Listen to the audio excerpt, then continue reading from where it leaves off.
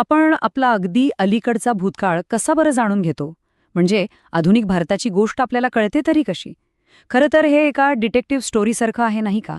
जिथे प्रत्येक पुरावा आपल्याला हळूहळू भूतकाळाच्या जवळ घेऊन जातो. चला तर मग याच प्रवासाला सुरुवात करूया आणि बघूया की इतिहासकार हे कोडं नेमकं कसं सोडवतात. तर मग सगळ्यात मोठा प्रश्न हाच आहे की इतिहासकार हे सगळं करतात तरी कसं? 20व्या शतकासारख्या काळाचं चित्र ते पुन्हा उभं करण्यासाठी कोणती साधनं वापरतात? आणि याचं उत्तर आहे ना, ते जुन्या काळापेक्षा खूपच वेगळं आणि खरं सांगायचं तर खूप इंटरेस्टिंग आहे. असं समजा की प्राचीन किंवा मध्ययुगीन इतिहासाचा अभ्यास करताना इतिहासकारांकडे पुराव्यांचे खूप कमी तुकडे असतात. पण जेव्हा आपण आधुनिक इतिहासाबद्दल बोलतो तेव्हा चित्र एकदम पालटतं. इथे पुराव्यांची, साधनांची काहीच कमतरता नाहीये. उलट ती इतकी जास्त आहेत की विचारू नका. म्हणजे छापील साहित्यापासून ते थेट ऑडिओ व्हिडिओ रेकॉर्डिंगपर्यंत साधनांमध्ये इतकी व्हरायटी आहे की आपल्याला इतिहासाचं एक जास्त स्पष्ट आणि सखोल चित्र मिळतं. आज आपण इतिहासाच्या या साधनांना 4 मुख्य भागांमध्ये समजून घेणार आहोत. सगळ्यात आधी बघूया लिखित साधने, मग कथा सांगणाऱ्या वस्तू म्हणजे भौतिक साधने, त्यानंतर आवाज आणि प्रतिमा, आणि शेवटी या सगळ्या मौल्यवान ठेव्याचं जतन कसं केलं जातं हेही पाहू. चला मग सुरुवात करूया सगळ्यात पारंपरिक पण आजही तितक्याच महत्वाच्या साधनांपासून, म्हणजे लिखित साधनांपासून. आता लिखित साधनं म्हणजे काय? तर त्या काळात लिहिली गेलेली कागदपत्र. मग त्यात सरकारी गॅझेट असोत, नेत्यांनी एकमेकांना लिहिलेली पत्र असोत किंवा वर्तमानपत्र आणि पुस्तकं, हे सगळं त्यात येतं. ही साधनं आपल्याला थेट माहिती पुरवतात. पण एक गोष्ट लक्षात ठेवली पाहिजे, ही माहिती जास्त चांगल्या प्रकारे समजून घेण्यासाठी ती कोणी लिहिली आहे आणि का लिहिली आहे हे तपासणं खूप गरजेचं ठरतं. कारण प्रत्येक लिखाणामागे एक विशिष्ट दृष्टिकोन असतोच. बरं, कागदपत्रांबद्दल तर झालं. आता आपण अशा साधनांबद्दल बोलूया जी स्वतः काही बोलत नाहीत पण आपल्याला खूप काही सांगून जातात, म्हणजेच भौतिक वस्तू. भौतिक साधनं म्हणजे इतिहासाचा एक अतिशय महत्त्वाचा आधारस्तंभ. शब्दांच्याही पलीकडे जाऊन या वस्तू आपल्याला त्या काळाचा जणू काही थेट अनुभव देतात. त्या फक्त निर्जीव वस्तू नसतात, तर त्या काळाच्या मूक साक्षीदार असतात आणि कथाकारही. यामध्ये काय काय येतं?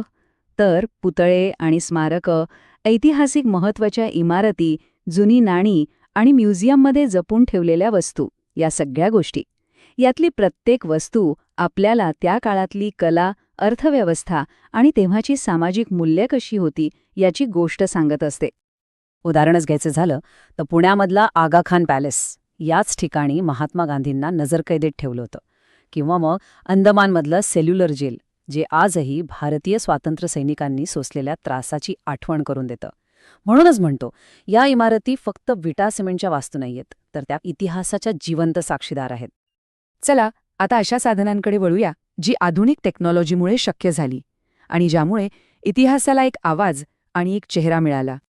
20वा शतक हे खरं तर टेक्नॉलॉजीच्या क्रांतीचं शतक होतं. फोटोग्राफी, ऑडिओ रेकॉर्डिंग आणि फिल्म्स यांसारख्या अविश्वसनीय शोधांमुळे आपल्याला इतिहासाचे दृकश्राव्य म्हणजे ऑडिओ व्हिज्युअल पुरावे मिळाले. हे स्रोत आपल्याला फक्त काय घडलं हेच सांगत नाहीत, तर ते कसं घडलं ह्याचा एक प्रकारे अनुभव देतात. पण हो, इथंही एक गोष्ट लक्षात ठेवायला हवी. शब्दांप्रमाणेच फोटोज आणि फिल्म्समधूनही एक विशिष्ट दृष्टिकोनच मांडला जाऊ शकतो. त्यामुळे इथंही आपली पारखी नजर असणं खूप महत्वाचं आहे. जसं की दांडी यात्रा. या घटनेबद्दल फक्त वर्तमानपत्रात लिहून आलेलं नाही, तर त्यावेळेचे फोटो आणि काही ऑडिओ रेकॉर्डिंग्स म्हणजे ध्वनिफिती आजही उपलब्ध आहेत. आणि त्यामुळेच आपल्याला त्या आंदोलनाची ताकद आणि लोकांचा तो उत्साह थेट अनुभवता येतो. हेच तर या साधनांचं खरं सामर्थ्य आहे. आणि याच काळात म्हणजे 1913 साली एक खूप मोठी घटना घडली. दादासाहेब फाळके यांनी भारतीय फिल्म इंडस्ट्रीचा पाया रचला. तेव्हापासून चित्रपट हे फक्त मनोरंजनाचं साधन राहिलं नाही, तर समाज, संस्कृती आणि इतिहासाचं प्रतिबिंब दाखवणारं एक शक्तिशाली माध्यम बनलं. बरं, आता आपल्याकडे इतकी सगळी साधनं उपलब्ध आहेत, मग इतिहासकारांची जबाबदारी काय असते? फक्त ही सगळी माहिती गोळा करणं पुरेसं आहे का? तर अजिबात नाही. आणि इथेच इतिहासकाराचं खरं कौशल्य पणाला लागतं. प्रत्येक साधनाचा खरेपणा तपासणं हे खूप महत्वाचं आहे.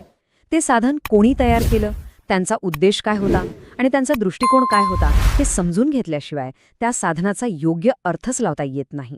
खरं तर इतिहासकाराला एकाच वेळी एका डिटेक्टिव्हसारखी आणि न्यायाधीशासारखी अशा दोन्ही भूमिका निभाव्या लागतात. आणि सगळ्यात शेवटी पण तितकंच महत्त्वाचं, या सगळ्या साधनांचं जतन करणं ही आपल्या सगळ्यांची जबाबदारी आहे. कारण हा फक्त जुन्या वस्तूंचा संग्रह नाहीये, तर हा एक खूप मोठा ठेवा आहे, एक वारसा आहे, जो आपल्याला पुढच्या पिढ्यांपर्यंत पोहोचवायचा आहे. कारण याचमधून त्यांना त्यांची ओळख आणि प्रेरणा मिळणार आहे. जाता जाता एक विचार मनात येतो, आज आपण या डिजिटल जगात जे काही निर्माण करत आहोत, आपले सोशल मीडियाचे पोस्ट्स, आपले ईमेल्स, डिजिटल फोटोज, विचार करा यातलं काय काय भविष्यातले इतिहासकार 21व्या शतकाला समजून घेण्यासाठी वापरतील. खरंच